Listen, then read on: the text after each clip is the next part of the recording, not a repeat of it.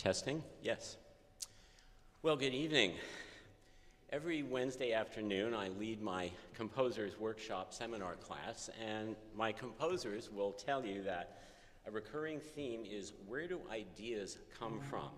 We like to share these stories of what inspired us to write music, different types of music, and many things can spark the idea for a new composition, everything from other people's music to political and religious topics, beautiful landscapes, a specific storyline, or sometimes just purely abstract musical ideas, chords, rhythms, catchy rhythms, things like that. So what would inspire a composer to write a piece of music? So I'm sure you've all known the feeling of sitting in front of a blinking cursor on a computer and you have to write an essay or you have to come up with something. It's like, what do I do? Where does it all start? Where does it all come from? So you can imagine with a piece of music and how complex that is, it sort of ups the ante on the whole thing. So I thought this evening I would tell you a little bit about what inspired my piano piece, Isla del Encanto. I'll walk you through the four movements and the poems that I wrote to accompany each of them and hopefully open up some of the sonic ideas that were sort of my ignition key to start this piece. In this case, both specific people, family members, and the stunning landscape of Puerto Rico ignited this piece. It's really one of my most personal works. I wanted to share it with you tonight. In 2008, my wife Linda and I, along with our two teenage children at the time, our daughter Allegra and our son Luca, made an extended trip to Puerto Rico where we stayed for almost 6 weeks. My wife's mother, the children's grandmother, Leonor Arroyo Kobler, was born and raised in Puerto Rico, and we still have a number of relatives living there. So in addition to being a great vacation, it was also an odyssey of discovery for the family heritage. And then again in 2009 and 2011, we made additional trips to the island. My piece, Isla del Encanto, 4 Pictures of Puerto Rico, was sketched out, and much of it was written in Puerto Rico. We didn't have an access to a piano at the time at the various places where we were staying, so I borrowed, God forbid, an electronic keyboard from my wife's relative there, and I used that to sketch this out and then later developed it on the piano. I always encourage my students when they travel, it's really neat sometimes to write music on location where you are, and then you get to sign it with the name of the place. And one of my students who's in the audience tonight was on a Mercyhurst semester abroad in Ireland, wrote a piece and signed it Dungarvan, Ireland. So that's really fun. You can do that when you travel. I also like to write music for family members, and in this case, Isla del Encanto is dedicated to my daughter Allegra, and you'll soon see why. The title means Island of Enchantment, and it's the motto of Puerto Rico, and it's on all the license plates there, believe it or not. So everywhere you go, you see that. I decided to precede each of the movements by a poem to sort of set the mood. So I wrote these 4 poems too, and I'll share them with you in a few minutes. So I originally chose to write this for piano. It could have been written for anything because it was intended for my daughter Allegra to actually play. That's another thing that's wonderful sometimes, to write music for people you know and love. She studied piano with my wife all throughout her childhood and had a pretty good intermediate technique, but as I continued to write this piece, like happens so many times with artistic works, everything became rather complex technically, and so it took me into territories where she couldn't have handled it on the piano herself. But she tells me that someday she may choreograph this, so we may still have a collaboration, which would really be fun. If you've ever been to Puerto Rico, you'll certainly remember the old historical area called Viejo San Juan, Old San Juan. The buildings and the colors are just really eye-popping. They're really eye candy, I guess you could say. And I have to tell you that all these pictures are not postcards. I took every single picture that you'll see tonight, except for maybe 1 or 2.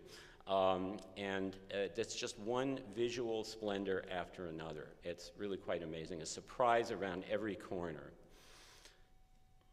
Just unbelievable colors. So Old San Juan was certainly inspiring for us, but my piece zooms in on some more specific sites and phenomena in addition to that. The first movement is called Fortress of the Trade Winds, and it's a portrait and sound of the famous fort called El Morro that sits on the extreme northwestern tip of San Juan overlooking the Atlantic Ocean. It's really a pretty amazing sight. It was built between the 1500s and the 1700s by the Spanish conquerors, the conquistadors, who had taken over the island at that point. It was intended originally to guard the entrance of San Juan Bay against any seafaring enemy ships. Millions of tourists visit it now every year, and we were among them when we were there.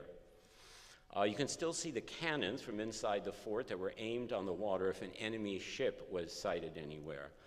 But they really don't need those cannonballs anymore.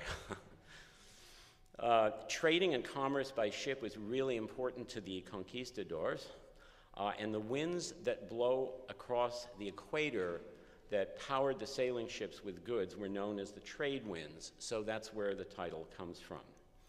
So the poem I wrote to go with the music, just a couple of things so you'll understand the poem. The Spanish occupiers, the conquistadors who had come over from Spain, were often from a territory there called Andalusia, so they were Andalusian.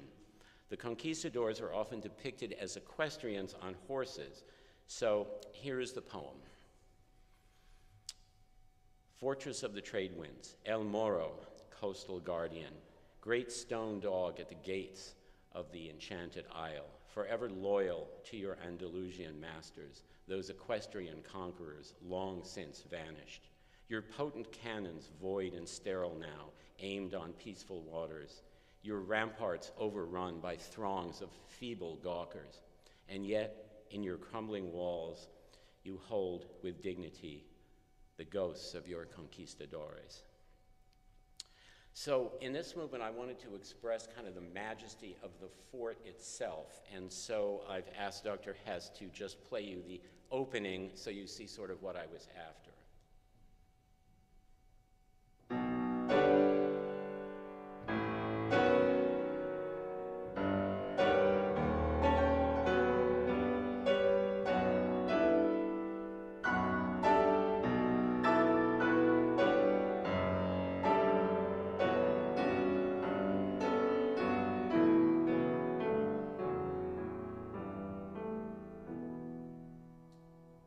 Okay, so a little taste of the opening. And then after the introduction, there was a melody that just kind of came to me when I was in Puerto Rico, and it sort of represents to me maybe the equestrians on their horses, these conquistadors, and the melody will recur in several places.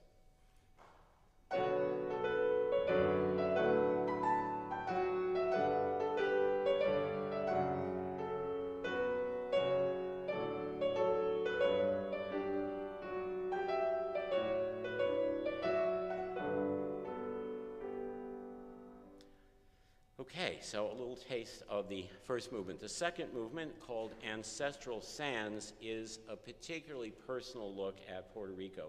My mother-in-law, Leonor, was born in the coastal town of Yabucoa, and the beach there, Yabucoa Playa, playa means beach, was part of her growing up. When we visited there, we were struck by the beautiful vista of the beach and its palm trees and the waves rolling in.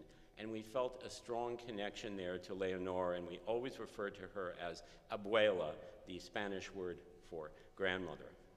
One of the intriguing things in my wife's family history is a very strong possibility that she, through her mother and grandmother, is probably related to the famous Puerto Rican pirate Roberto Cofresi, who lived in the late 1700s and early 1800s. He was actually a good pirate, though, sort of a Puerto Rican Robin Hood, because he robbed from the rich and gave to the poor. But the name Cofresi goes back in the family for sure. The poem for Ancestral Sands is dedicated to Allegra and speaks of her connection to the geography of Yabucoa Playa. So this is the poem that I wrote for her. So now you'll understand the references. Ancestral sands. My child of sun and wind, this is Yabucoa Playa, grandma's birthplace, abuela's land. Know the salty origin of your soul in these waves and the spirit of your pirate ancestor, Cofresi, rolling in on each tidal crest to fold upon the sand. The movement begins with a sort of reverie with kind of Spanish-sounding inflections. It's supposed to be allegro, sort of daydreaming. So Dr. Hess, if you could just demonstrate.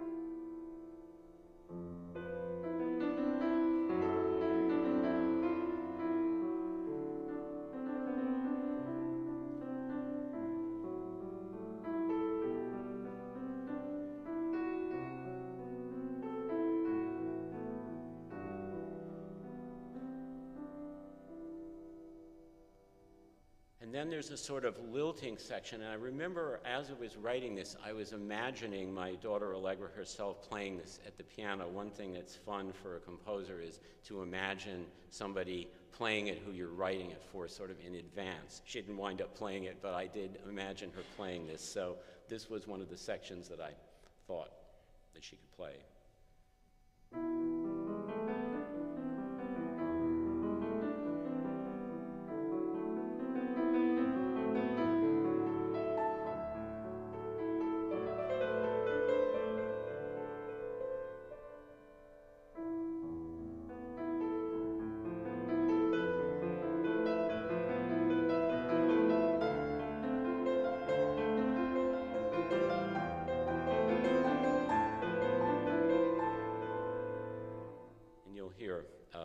The rest of it in a few minutes. This leads to a middle section that's actually labeled in the score, "The Waves Roll In at Yabucoa Playa." This is sort of my musical depiction of the waves coming in and all their variety, each with a slightly different visual effect as they kind of foam up on the sand and recede. So a few examples of waves.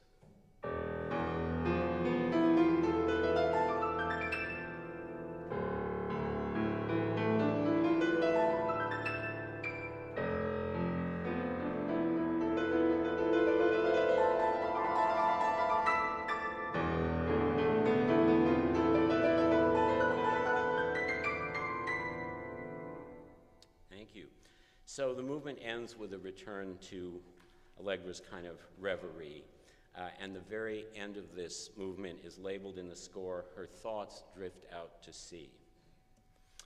Okay, the third movement, El Coqui, is named for the famous little frog that's native mostly to Puerto Rico and a real symbol of the island. The coqui gets its name from its distinctive kind of chirping call, coqui, coqui, just like that. And it's really quite tiny, as you can see. This is an unusual kind of frog. So I want to show you the sound of a real coqui so you can see what I was after in this. When we arrived on our first night there, we got out of the car and we were at the place we were staying, and we were struck by this chaotic sound of hundreds of these coquis making a continuous racket. Which you can hear in the background now in this little excerpt here, as this little guy communicates with his friends in the other bushes here. So let's listen to this.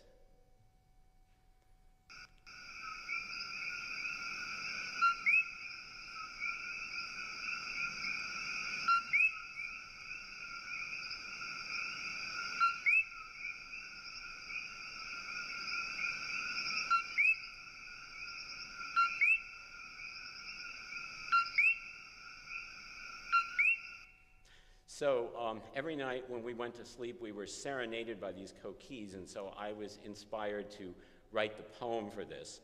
And so just a couple of terms so you'll get the meaning of the poem. The Taínos were the indigenous native people to the Caribbean islands, including Puerto Rico, who were there before the arrival of the Spanish conquerors. And this is a store that was named for them. And Puerto Rico still celebrates the native costume and distinctive masks of the Taínos. Another term that I use in the poem is jibaro, which refers to the rural farmers of Puerto Rico. So this was the poem that I wrote for this movement. In Puerto Rico, definitely inspired by those nights. Coqui, coqui, sing to me through this tropical night in your single key, chirping through centuries of unbroken summer in the Jibaros dreams and the Taínos slumber. Coqui, coqui, sing to me through this tropical night in your single key. The piece is a kind of scherzo movement in free form with the recurring theme of the coqui chirp. So the main motive of the movement is based on the musical sound of a coqui. So, Dr. Hess?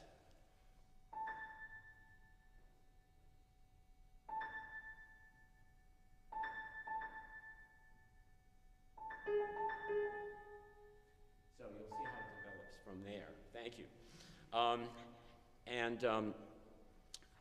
As we were leaving for the airport after our first 6-week stay, I suddenly heard a bird outside, and being a composer, I thought it was a mourning dove there, a type of mourning dove with a distinctive call, and I grabbed my musical sketchbook and my pencil and noted down what it sounded like, and it made its way into this composition. So this is what you'll hear mixed in with a coqui.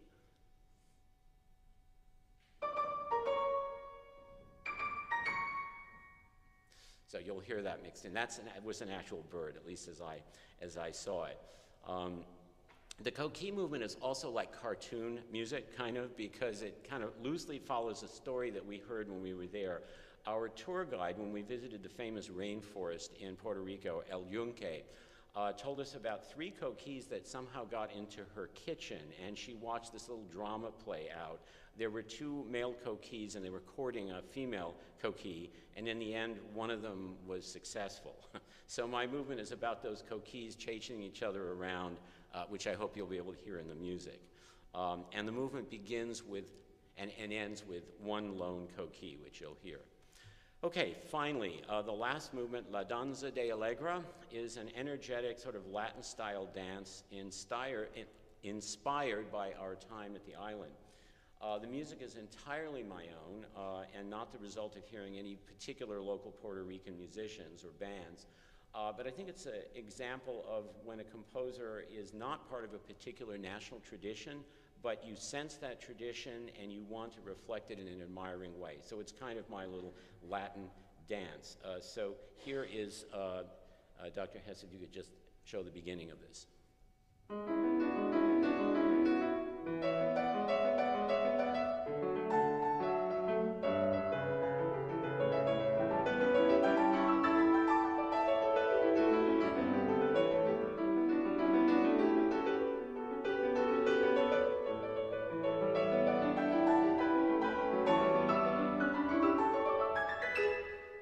Thank you.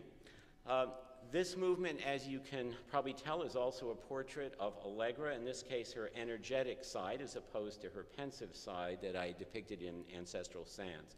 Allegra is a 2014 graduate of the Mercyhurst dance department here, and dance is a huge part of her life. After graduation, she went to New York City, and in 2019, she founded the Brooklyn Dance Conservatory that she now teaches at and directs.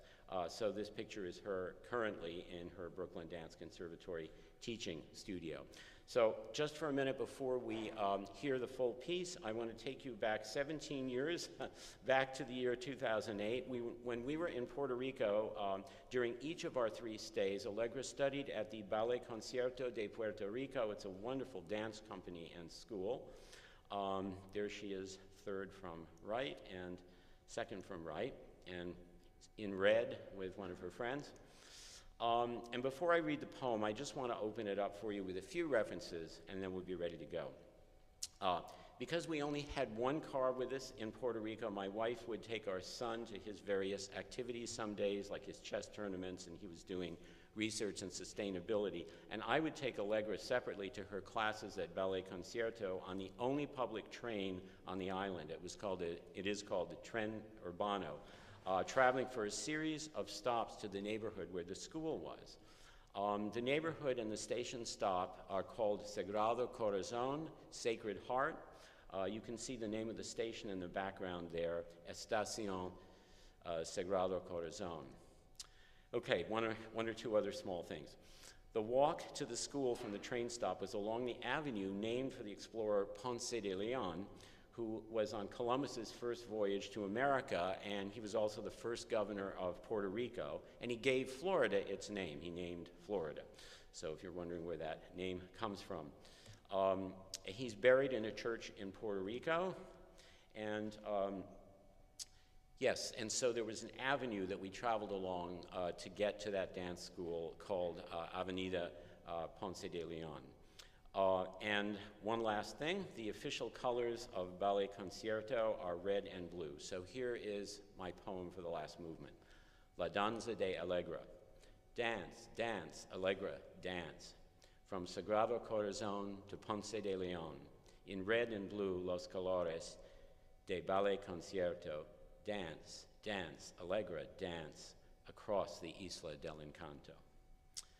So, for those of you who follow musical form, the last movement here is in 5-part rondo form, A-V-A-C-A. And the last thing I'll say about the piece, I guess, is that even though it's a descriptive work, it is organized along the lines of a traditional piano sonata, sort of fast movement followed by slow movement, then a scherzo-like movement, the coquille, and then a rondo for the finale. So I hope my words here have given you a little insight into this piece, a little more than if you just had a cold listening to the piece, and I hope you'll follow some of the mini portraits and things that I described. I'm really excited to have Dr. Hess with his brilliant and insightful approach to music and the piano tonight performing this piece. So I really hope you'll enjoy. Thank you.